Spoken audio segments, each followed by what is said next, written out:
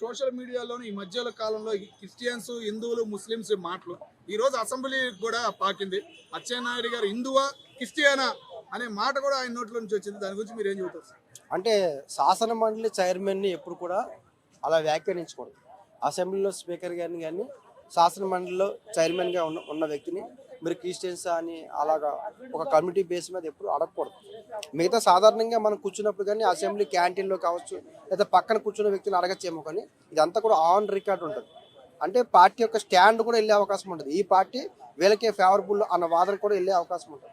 ఆ తర్వాత లేదు నేను కన్ఫ్యూజ్ అయ్యాను అని చెప్పి ఆయన ఎర్రనాయుడు గారు, అచ్చెన్నాయుడు గారు క్షమాపణ చెప్పారు. క్షమాపణ చెప్పినా సరే ఆ అంశాన్ని వదలట్లేదు. చాలా ఘోర. కానీ అచ్చెన్నాయుడు గారు తొందరపాటు చర్య. అచ్చెన్నాయుడు గారు చాలా మాట్లాడిన మాటల్లో ఎక్కువ శాతం తొందరపాటు ఉంటుంది, ఆవేశం ఉంటుంది, ఉద్రేకం ఉంటుంది. అంటే మాట్లాడిన తర్వాత అప్పుడు అర్థమవుతా నేను ఈ మాట్లాడాను. అది ఒక మైనస్ పాయింట్.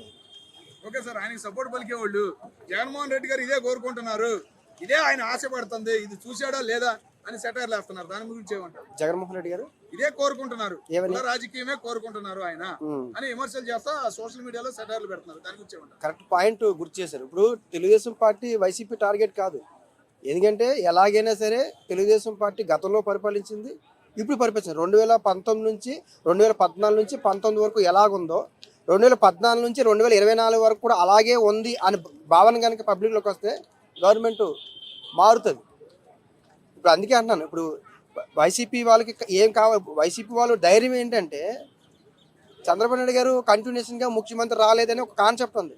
ఎప్పుడు కూడా కంటిన్యూగా 2 సార్లు రాలేదు, అర్థమైంది మీకు? కాబట్టి ఈసారి కూడా 2 సార్లు రారు అని ఒక కాన్సెప్ట్ తీసుకొస్తారు. ఇంకో అంశం ఏంటంటే చంద్రబాబు నాయుడు గారు ఎకనామిస్ట్, అంటే అంతర్జాతీయ మన పెట్టుబడులు కావచ్చు, ఎకనామికల్గా రాష్ట్రాన్ని డెవలప్ చేసి దాన్ని స్ప్రెడ్ చేయాలని చూస్తారు. ఇదంతా కూడా లాంగ్ టైం ప్రొసీజర్.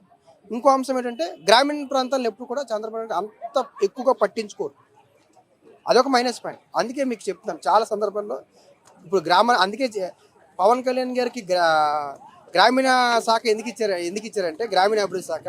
ఈ గ్రామాల్లో అంతా పవన్ కళ్యాణ్, పట్టణాల్లో అంతా తెలుగుదేశం నిలబడగలిగితే రేపు వైసీపీ పార్టీకి ఎటువైపు ఛాయిస్ లేకుండా ఉండేలాగా ఒక వ్యూహంలోనే భాగంలోనే పవన్ కళ్యాణ్కి గ్రామీణ అభివృద్ధి శాఖ ఇవ్వడానికి ఒక ప్రధానమైన కాన్సెప్ట్.